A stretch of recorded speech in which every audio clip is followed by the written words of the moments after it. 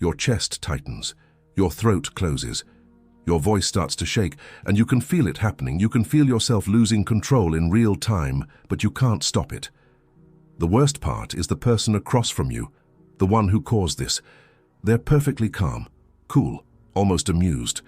They're watching you unravel, and the calmer they stay, the more unstable you look. You've been here before, maybe last week, maybe yesterday, and afterward, alone, you replay every word. You cringe. You burn with shame. Not because you were wrong, but because you lost yourself, again. You're exhausted from it. You were taught that if you just explained yourself better, found the right words, the right tone, the right argument, the manipulation would stop. That logic could defeat emotional chaos. But it never works. Explaining more doesn't solve emotional manipulation. It feeds it. Every word you offer becomes another thread they pull. Every justification becomes another opening they exploit. And you keep walking into the same trap because no one ever taught you the one skill that actually protects you. Not debate, not logic, not a louder voice. Stillness. If you're done walking out of every hard conversation feeling like you lost a piece of yourself, then stay here. Because today I'm giving you a calm presence protocol, a grounded system for regulating your nervous system under fire, protecting your clarity in the middle of chaos, and becoming the person who refuses to be escalated. Ever again.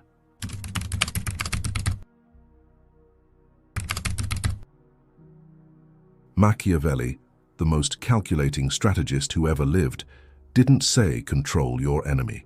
He didn't say control the situation, he said control yourself. Because he understood something most people spend their entire lives missing. The person who governs their own internal state governs everything around them. And the person who can't, the person whose emotions can be triggered, hijacked, weaponized on command, that person will always be at the mercy of whoever figured out which buttons to push. And that's the dark psychology you need to see. Manipulators don't need to be smarter than you. They don't need to be right. They don't even need a good argument. All they need is access to your nervous system. One tone of voice, one raised eyebrow, one perfectly timed silence or sudden accusation. And your body does the rest. Your cortisol spikes. Your prefrontal cortex goes offline. Your heart rate surges. And in that flooded, reactive state, you say things you don't mean, agree to things you shouldn't, or shut down completely. They win, not because they were better, but because you were dysregulated. So here's the forbidden question everyone told you was cold or unhealthy to ask. How do you stop giving manipulators control over your emotional state? How do you regulate your empathic responses so precisely that the people who used to destabilize you can't even get a flicker? How do you become so grounded, so internally still, that toxic conflict bounces off you like noise off a stone wall? That's what this video answers. Not theory, not vague advice about just staying calm. I'm giving you the exact framework, the breathing mechanics, the body language shifts, the boundary phrases, and the psychological architecture underneath all of it. By the end, you'll have a complete self-protection system, and you won't just understand emotional regulation, you'll use it like a weapon because calm isn't passive. Calm in the hands of someone who's been exploited for their reactivity is the most terrifying power shift a manipulator will ever witness. If these ideas resonate with you, hit that subscribe button for more top-tier content. Also, drop a "stay calm" in the comments so I know you're ready. Let's dive in. Before I give you the protocol, you need to understand the trap. Because if you don't see how you became someone whose emotions can be hijacked on demand, the tools won't stick. You'll learn them, forget them in the heat of the moment, and end up back in the same shame spiral. Your reactivity is not a personality flaw. You're not too sensitive. You're not too emotional. You're not broken. You're conditioned. Somewhere in your history, probably early, you learned that conflict is dangerous, that raised voices mean something terrible is about to happen, that the only way to survive emotional intensity is to either match it or collapse under it. Fight or freeze. Those were the only two options anyone gave you, and your nervous system memorized them. Now, decades later, that same survival wiring fires every time someone raises their voice, gives you the silent treatment, rolls their eyes, or hits you with that specific tone, you know the one. The one that makes your stomach drop before your brain even processes the words. Your body reacts before your mind can intervene. Your breath changes before your words do. That's not weakness. That's neurology, your nervous system doing exactly what it was trained to do. But manipulators know this. Not consciously, not all of them, but the effective ones, the ones who've been controlling you for years. They've figured out through trial and error exactly which triggers flood your system. They know the tone that makes you defensive, the accusation that makes you over-explain, the silence that makes you panic and chase. They've mapped your nervous system like a battlefield, and every toxic conflict they engineer is designed to push you into a reactive state where you can't think clearly, can't hold your ground, and can't access the version of yourself that actually knows better. You've felt this. That horrible moment during an argument where a part of you, the rational part, the part watching from somewhere behind the flood, is screaming, "Stop, don't say that, don't engage, walk away." But your body won't let you.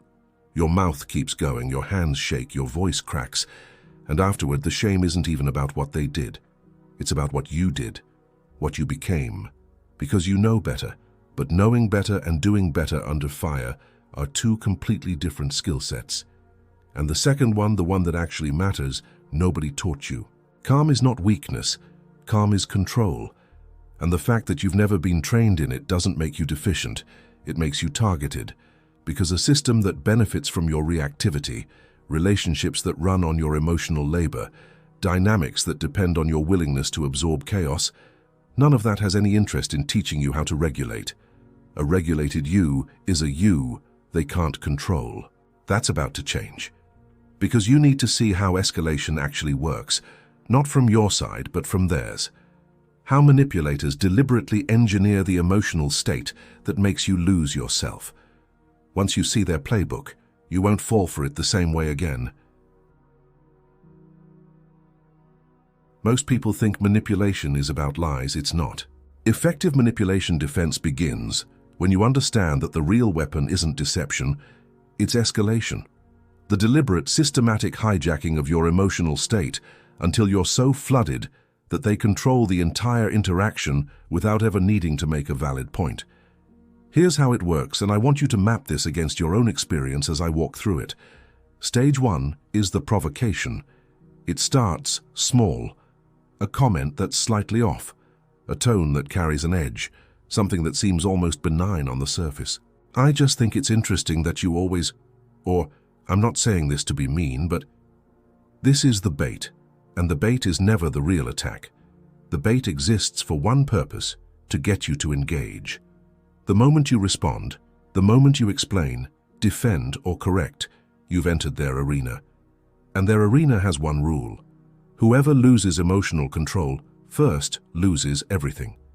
Stage 2 is the intensification. Once you're engaged, the pressure increases. The goalposts move. You address one accusation and a new one appears. You answer one question and 3 more follow. The topic shifts. Suddenly you're not discussing what actually happened. You're defending your character, your intentions, your entire history. Your nervous system starts to redline. Your chest tightens. Your jaw clenches. Your thoughts start racing. You're no longer having a conversation. You're in a survival response. Stage 3 is the flip. This is the masterpiece of toxic conflict. The moment you raise your voice, cry, shut down, or say something you regret. The moment your dysregulation becomes visible, they pivot. Suddenly they're calm, concerned even. Why are you getting so worked up? I was just trying to talk. The narrative has been rewritten. You're the aggressive one. You're the unstable one. You're the problem. And they walk away clean. You do not have to match chaos to survive chaos. Every time you've escalated with a manipulator, you didn't fail because you had the wrong argument. You failed because you accepted their emotional frame. You let their energy become your energy. Their chaos flooded your nervous system, and once that happens, your ability to think strategically, hold boundaries, respond from your center, all of it goes offline. You're running on adrenaline and cortisol, and those chemicals don't care about being articulate. They care about survival. So the first principle of the Calm Presence Protocol is this. The battle is never about the content. It's about the state. Whoever controls their internal state controls the outcome. Whoever loses their state loses everything, regardless of who's right. Most people miss this. They prepare better arguments. They rehearse comebacks. They think if they can just explain clearly enough, the manipulator will understand. But clarity is useless when your nervous system is flooded. The game isn't won with words. It's won with regulation, the ability to stay grounded when everything in you is screaming to react. Now, understanding the trap is half the battle, but only half. What I'm walking you through next is the actual mechanism of calm under pressure, not the philosophical idea of it, the physical, neurological, moment-by-moment process of taking back control of your body when someone is actively trying to destabilize you. And the breathing reset alone will change how you show up in every hard conversation from this point forward. Here's the shift that separates the person who knows they should stay calm from the person who actually can. Stability is a skill, not a personality trait. That might be the most important sentence in this entire video. Stability is not something you're born with or born without. It's not a characteristic of chill people who happen to have easier lives. Emotional regulation is a practiced capability, a neurological pattern you can build, strengthen, and deploy on command. The same way you'd train a muscle or learn a language, except this particular skill will protect you in every high-pressure interaction for the rest of your life. So let's build it. The foundation of the Calm Presence Protocol is what I call nervous system sovereignty. Your nervous system belongs to you, not to the person yelling at you, not to the manipulator baiting you, not to the toxic dynamic trying to pull you under. Your heart rate, your breathing, your muscle tension, your cortisol response, all of it is your territory. The moment you reclaim that territory, you reclaim your power. And here's why this matters on a Machiavellian level. When someone provokes you and you react, you flinch, raise your voice, get defensive, cry. You're sending a very specific signal. You're telling them they have access to your internal state, that their words can reach inside your body and change how it functions. That's not just emotionally damaging, it's strategically catastrophic, because a person who can dysregulate you controls you at will. But when someone provokes you and you don't react, when your breathing stays even, your posture stays grounded, your voice stays level, your eyes stay steady, the signal you send is devastating. It says you can't reach me. I've heard everything you just said and none of it moved me. I'm standing on ground you cannot shake. That is what manipulation defense looks like in real time. Not a clever comeback, not a rehearsed argument. A body that refuses to be hijacked. A regulated body protects a clear mind. Now I want to get specific. Concepts don't save you at 11 o'clock at night when someone is in your face twisting your words. Specific tools do. So the next section delivers the exact physical and psychological mechanics of nervous system control. The breathing pattern, the postural shift, the facial awareness technique. These are the tools that take everything I've described and make it something you can execute under pressure. Here are the mechanics. 3 specific techniques, each targeting a different part of your stress response. Together, they form the physical backbone of the Calm Presence Protocol. Technique 1. The tactical breath. Your breath is the fastest pathway to nervous system control you have. Faster than thoughts, faster than logic, faster than any self-talk you could deploy. Your autonomic nervous system controls your heart rate, your stress hormones, your fight or flight activation. You can't directly will your heart rate down, but you can control your breathing, and your breathing communicates directly with that system. When you breathe short, shallow, and fast, which is exactly what happens when you're triggered, your nervous system reads it as danger and escalates everything. Cortisol floods, adrenaline spikes, cognitive function narrows. But when you deliberately slow your exhale, when you make your exhale longer than your inhale, your vagus nerve activates the parasympathetic response. Heart rate drops, muscles release, prefrontal cortex comes back online. You can think again. Here's the specific pattern. When you feel the first sign of escalation, and you'll learn to catch it earlier and earlier, you do this. Inhale through your nose for 4 counts, pause for 2, exhale through your mouth for 6. 4 in, 2 hold, 6 out. You can do this in the middle of a conversation without anyone noticing. You're not closing your eyes and meditating. You're shifting your breath pattern while maintaining eye contact. Within 2 to 3 cycles, about 30 seconds, your nervous system starts to downregulate. The flood recedes, the clarity returns. You are allowed to pause before responding. The manipulator's greatest weapon is urgency. They need you to respond immediately. They need you in the heat. The moment you pause, the moment you take a breath instead of firing back, you've broken the escalation cycle. You've taken back the tempo of the conversation. And tempo is everything. Technique 2. The grounded posture. Most people don't realize their body is broadcasting their emotional state louder than their words ever could. When you're flooded, your body tells the story. Shoulders rise toward your ears, jaw clenches, you lean forward or shrink back, hands grip or fidget. Every one of those signals tells the manipulator it's working. You're destabilized. The grounded posture reverses all of it, and it's deceptively simple.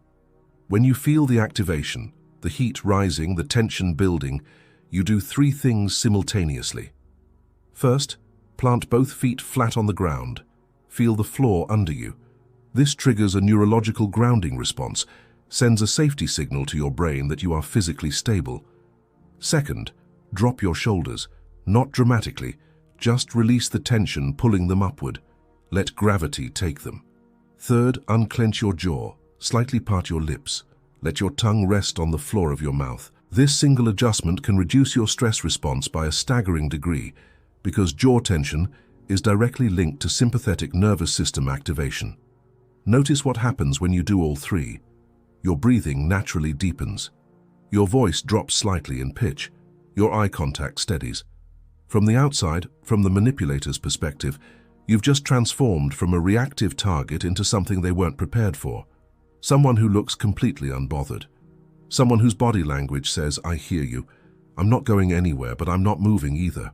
The posture shift alone can stop an escalation before it peaks. Manipulators calibrate their intensity to your reaction. When your body stops signaling distress, they lose their feedback loop.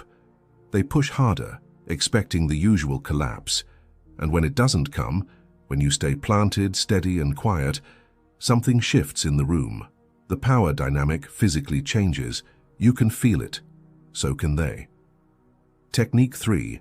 The facial awareness check. This one is subtle but devastatingly effective, and most people never think about it. When you're triggered, your face becomes an open book. Your brow furrows, your eyes widen or narrow, your lip tightens. Every micro-expression is data the person across from you is reading, consciously or not, to gauge how effective their provocation is. The facial awareness check works like this. In the moment of activation, bring your attention to your face. Consciously relax your forehead. Soften the muscles around your eyes. Let your expression become neutral, not blank, not cold, just present and unreadable. Engaged but unmoved. This does 2 things. First, it interrupts the emotional cascade internally. The act of bringing conscious attention to your facial muscles disrupts the automatic stress loop. Second, it removes the feedback the manipulator depends on. They say something designed to wound you. They look at your face for the wince, the flinch, the crack, and they see nothing. They see calm. They see someone who heard every word and chose not to react. And that calm, unreactive presence is what terrifies manipulators. Not anger, not arguments, not matching their energy. The thing that shakes someone who relies on your emotional reactivity is the sudden, total absence of it. These 3 techniques, the tactical breath, the grounded posture, the facial awareness check, take less than 30 seconds to deploy. They don't require you to leave the room, meditate, or have a therapy session first. They work in real time, in the moment, in the middle of the hardest conversation you'll have. But they only work if you've practiced them before you need them. Physically practiced, not read about. Because under pressure, you don't rise to the level of your intentions. You fall to the level of your training. But nervous system control is only half the equation. Once you've stabilized your body and reclaimed your clarity, you still have to speak. You still have to hold the line.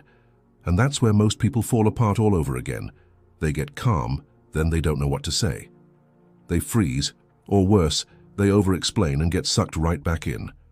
So what comes next is the exact language framework, the boundary phrases, that let you hold your ground without escalating, without over-explaining, and without giving a single inch of your power away. You're going to want this exact script for your next conflict. This is where self-control becomes visible power. Internal regulation is the foundation, but boundary setting is how you build the walls that other people can see. Most boundary advice is garbage. You've probably heard it. Just tell them how you feel using I statements. Communicate your needs clearly. And you tried, you used the right language, the calm tone, the textbook phrases. They talked over you. They dismissed it. They turned your boundary into a negotiation. And you walked away wondering if you did it wrong. You didn't do it wrong, you were given the wrong framework. Boundaries are not requests. Requests can be denied. Boundaries are declarations of what you will and will not participate in, and declarations don't need agreement from the other person to be valid. The calm presence protocol approach to boundary language is built on one principle. You never explain the boundary. You state it and you enforce it with behavior. Here's why the explanation kills you every time. When you explain why something hurts you, why you need them to stop, why the boundary matters, you've opened a debate. You've given them material to argue with. That's not what I meant. You're being too sensitive. I was just joking. Every explanation is a handle they can grab. Every justification is a door they can push open. The protocol uses what I call closed-loop phrases, boundary statements that are complete in themselves. They don't invite discussion, don't offer justification. They communicate one thing. This is where my participation ends. Here are examples. Memorize them, modify them, make them yours. I'm not going to continue this conversation at this volume. Then stop talking. If they continue yelling, you leave the room. Not dramatically, not with a speech, you just leave. I've already answered that. When they ask the same question 6 different ways trying to crack your position, you don't answer the 7th version. You name the loop and you stop. I don't engage with conversations that start with accusations.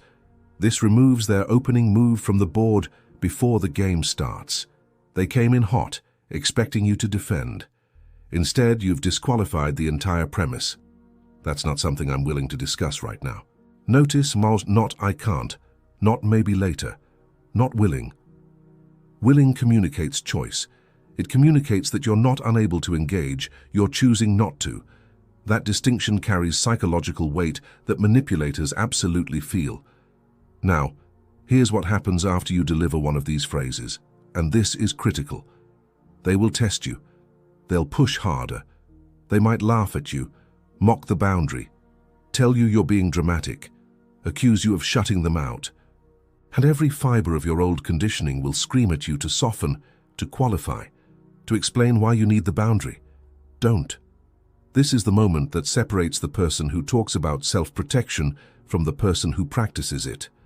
Your silence after the boundary phrase is the boundary. The phrase opens it, your behavior enforces it. If they escalate after you've stated your limit, you are not obligated to stay. You're allowed to leave a room. You're allowed to end a phone call. You're allowed to stop responding to a text thread that's become a battlefield. And here's a truth that will set you free. You do not need the other person to agree with your boundary for it to be valid. Their understanding is not required. Their approval is not required. Their comfort with your limit is not required. You stated what you will not participate in and you stopped participating. So what happens when they intensify? When the person doesn't just push back, but escalates to a different level entirely. Guilt, threats, tears, the silent treatment or taking the conflict public. This is where most people crumble because the pressure becomes overwhelming and the old conditioning takes over. Here's your protocol for intensity. First, recognize that escalation after a boundary is not a sign you did something wrong. It's a sign the boundary is working. Manipulators escalate when they lose control of you. Their increased pressure is not evidence of your failure, it's evidence of your effectiveness. They're pushing harder precisely because their usual tactics stopped working. Second, in the face of escalation, go quieter, not louder. This is counterintuitive, and it's the most powerful move in the protocol. When they expect you to match their intensity, and you go in the opposite direction, slower speech, lower volume, fewer words, you break the escalation dynamic completely. Their intensity has nowhere to land. You've removed the surface it was designed to strike. Third, if the escalation continues after you've held your line, you execute the clean exit. 3 words. I'm stepping away. No justification, no timeline, no promise to come back and discuss it later. A clear statement of action, followed by the action itself. Walk away, leave the room, end the call, and sit with the discomfort of it, because there will be discomfort.